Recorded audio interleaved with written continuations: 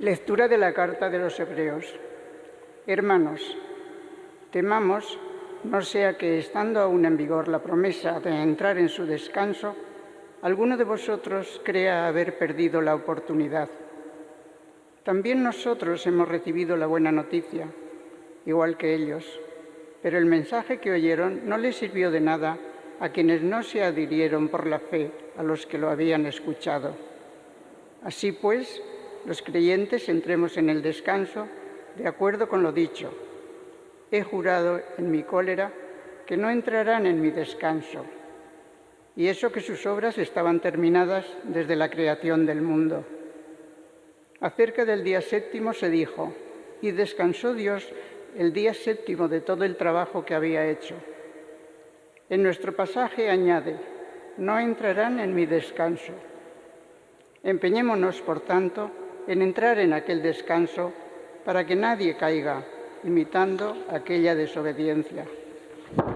Palabra de Dios. Te alabamos, Señor. No olvidéis las acciones de Dios. No olvidéis las acciones de Dios.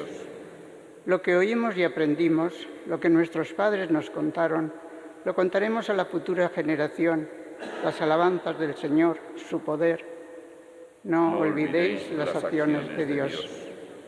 Que surjan y lo cuenten a sus hijos, para que pongan en Dios su confianza y no olviden las acciones de Dios, sino que guarden sus mandamientos. No olvidéis las acciones de Dios. Para que no imiten a sus padres, generación rebelde y pertinaz, generación de corazón inconstante, de espíritu infiel a Dios. No olvidéis las acciones del Señor.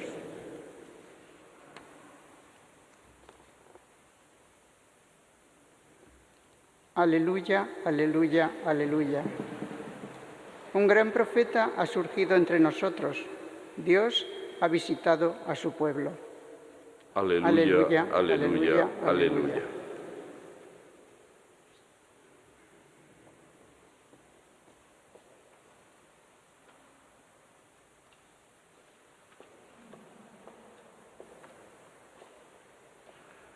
El Señor esté con vosotros. Lectura del Santo Evangelio según San Marcos. Cuando a los pocos días entró Jesús en Cafarnaún, se supo que estaba en casa. Acudieron tantos que no quedaba sitio ni a la puerta, y les proponían la palabra.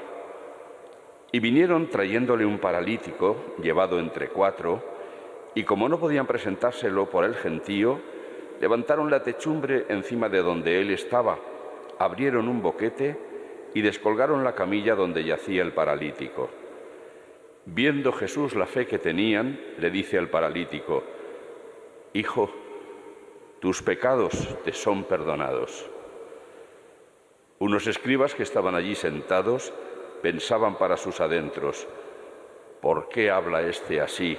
Blasfema. ¿Quién puede perdonar pecados sino solo uno, Dios?» Jesús se dio cuenta enseguida de lo que pensaban y les dijo, «¿Por qué pensáis eso? ¿Qué es más fácil? ¿Decir al paralítico, tus pecados te son perdonados? ¿O decir, levántate, coge la camilla y echa a andar? Pues para que veáis que el Hijo del Hombre tiene autoridad en la tierra para perdonar pecados, dice al paralítico, te digo, levántate, coge tu camilla y vete a tu casa. Se levantó, cogió inmediatamente la camilla y salió a la vista de todos. Se quedaron atónitos y daban gloria a Dios diciendo, nunca hemos visto una cosa igual. Palabra del Señor.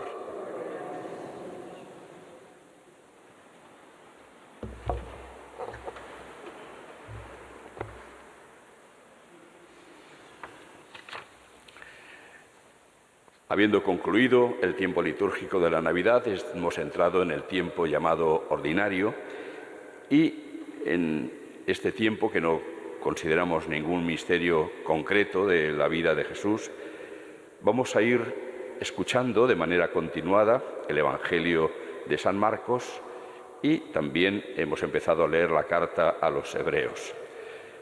En esta carta, ayer, el autor hacía un alegato muy especial a los cristianos de su tiempo y en concreto a los procedentes del judaísmo para instarles a que no vivan o no repitan la triste experiencia que cometieron sus antepasados cuando, después de haber sido liberados por Dios de la esclavitud en Egipto, por el desierto no se fiaban de Dios y protestaban continuamente porque no tenían agua, porque no tenían pan, porque no tenían carne y así sucesivamente. Y les contesta el Señor que durante aquella generación, aquellos 40 años, la generación aquella le asqueó hasta el punto de decir: no entrarán en mi descanso. Pues sigue hoy el autor de esta carta a los Hebreos diciendo: temamos, no sea que estando aún en vigor la promesa de entrar en su descanso, alguno de vosotros crea haber perdido la oportunidad. Temamos. La palabra de Dios sigue siendo tan oportuna entonces como hoy. Yo diría que aún más hoy.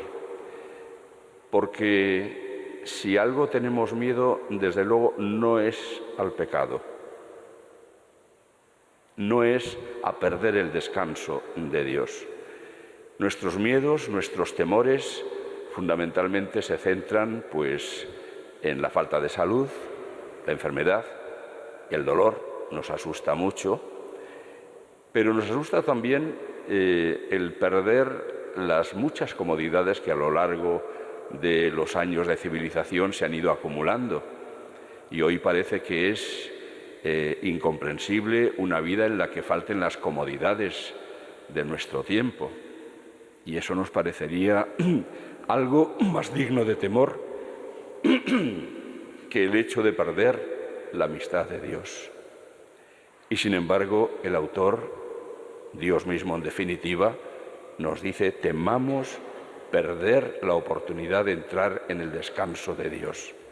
Temamos eso por encima de todo. Hemos escuchado en el Evangelio un texto muy conocido.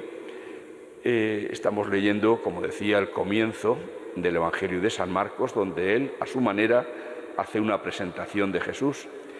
Y si ayer veíamos a Jesús compadecido de la lepra de aquel enfermo, y compadecido tendió la mano, lo tocó y lo curó, hoy también le traen un enfermo, pero Jesús acude en primer lugar a curar su mal más profundo. Aquellos amigos del paralítico que lo traían entre cuatro estaban convencidos de que el peor mal de aquel hombre era su parálisis, su enfermedad, y por eso se lo traen a Jesús. Habiendo oído que ha curado a otras personas, pues esperan que también éste lo cure. Pero Jesús, sorprendentemente, lo que le dice es: hijo, tus pecados te son perdonados. Y esto lo dice cuando vio la fe que tenían en él, no el paralítico, sino sus amigos. Viendo la fe que tenían, le dice eso: acude a perdonarle sus pecados. Esto nos indica algo muy importante. En la mente y el corazón de Jesús, por lo tanto de Dios, el peor mal que puede aquejar al ser humano no son los males físicos, siendo males que lo son y molestan y duelen, pero no son el peor mal. El peor mal es esa realidad interior que significa, en definitiva, rebelarse contra Dios. El primer pecado de la humanidad fue la rebelión contra Dios. Y eso nos ha traído toda una serie de males. Son estos que tanto tememos, son productos, son causa, o están causados por aquella primera rebelión contra Dios. Y quizá no caemos en la cuenta de que sigue siendo el pecado el origen de todos los males. Incluso muchos de los que padecemos ahora mismo son muchas veces causa directa de nuestros pecados. Por lo tanto, deberíamos aprender a vivir de otra manera. Da la impresión de que hoy en nuestro tiempo una lucha contra el pecado no forma parte de los planes, ni siquiera de los cristianos, no digo ya de los que no tienen fe, evidentemente, sino ni siquiera de los cristianos. Y esta debería ser nuestra principal actividad, la lucha contra el pecado, contra toda desobediencia a la ley de Dios. Debería asustarnos tanto, porque hay motivos para asustarse, que realmente constituyera un freno a la hora de ser tentados para no caer en la tentación. Cualquier tipo de tentación. Debería ser para nosotros un verdadero freno el temor de no poder entrar en el descanso de Dios, en definitiva, en el paraíso, en el cielo. Naturalmente, el pecado no es como las heridas, por ejemplo, del cuerpo, que asustan mucho porque sangran, se ven las heridas, o la parálisis o la lepra. Estas se ven y se nota en sus efectos. El pecado no se ve ni se nota. Por eso, quizá, le tememos menos. También cuando Jesús cura a este hombre de su mal más profundo, del pecado, eso no se ve. Lo que ha ocurrido no se ve. Y por eso empiezan ya las críticas. Este blasfema. ¿Quién puede perdonar pecados sino solo Dios? Y tienen razón. Solo Dios puede perdonar los pecados cometidos contra Él. Solo Dios. Luego, por lo tanto, la consecuencia es evidente. Si éste nos puede probar que sí perdona los pecados, entonces es que es Dios. Y Jesús efectivamente les va a ofrecer esa prueba. ¿Qué es más fácil? ¿Decirle al paralítico tus pecados quedan perdonados o decirle toma la camilla, levántate y vete a tu casa? O sea, curarle de su parálisis. ¿Qué es más fácil? Evidentemente, para un ser humano las dos cosas no solamente no son fáciles, son imposibles. Pues bien, les dice Jesús, para que veáis con vuestros ojos que el Hijo del Hombre tiene autoridad para perdonar pecados, es decir, para que veáis que por lo tanto es Dios, le dice al paralítico, levántate, toma tu camilla y vete a tu casa. Y este milagro ocurre delante de sus ojos. Esto sí lo pueden ver. Pero es que este milagro justamente se convierte así en el testimonio de que la autoridad de Jesús sobre el pecado es la de Dios. Y es que Cristo ha venido precisamente para curarnos de este mal. No podemos olvidar nunca la importancia que Cristo le da al pecado y al perdón de los pecados. Él ha venido para eso, para el perdón de los pecados. Ha venido a llamar, por lo tanto, a los pecadores, no a los que se creen justos, a los que necesitan del perdón y de la sanación de Dios. Dentro de unos instantes repetiremos sobre el cáliz las palabras del mismo Jesús. Es el cáliz de mi sangre derramada para el perdón de los pecados. Directamente está relacionando Jesús su sacrificio inmenso, su acto de amor más grande que puede haber, que es el de entregarnos su vida, y lo hace para el perdón de los pecados. Luego, los pecados son importantes. Luego, los pecados son algo nefasto en nuestra vida. ¿Cómo es posible que hayamos llegado a la indiferencia de pecar tan tranquilos, incluso a veces con la ironía de decir, como Dios es tan bueno, luego me confieso, se perdona y ya está? Pero ¿cómo se puede pecar de esta manera deliberada, pensando después abusar de la misericordia de Dios, pidiendo perdón? Pues así somos, así hemos llegado a ser. No damos importancia a lo que es muy importante. Por eso tenemos que recibir esta palabra del Señor, presentándonos a su Hijo como el que viene a perdonar los pecados, presentándolo como alguien que nos tiene que ayudar a levantarnos de la parálisis de nuestro corazón y de nuestra mente, que nos mantiene ahí tumbados en la indolencia y en la incapacidad de luchar contra el mal. Incluso lo damos como si fuera algo que no se puede evitar. ¿Cómo que no se puede evitar? Afirma San Pablo en una de sus cartas que cuando somos tentados, con la tentación nos viene también la fuerza de Dios. No permite Dios que seamos tentados por encima de nuestras fuerzas. Se puede vencer la tentación con la ayuda y la gracia de Dios. Eso nos llevará a preguntarnos si nuestra vida espiritual es suficientemente seria y fuerte, es decir, si permanecemos unidos a Cristo, que es la vid, y nosotros somos solo sarmientos, para poder con su fuerza dar fruto, el fruto de evitar una vida lejos de lo que Dios ha preparado para nosotros, indigna de un Hijo de Dios. Pidamos perdón una vez más, pero de corazón, sabiendo que es lo que más nos tiene que doler en la vida, ofender al Dios que nos ama tanto.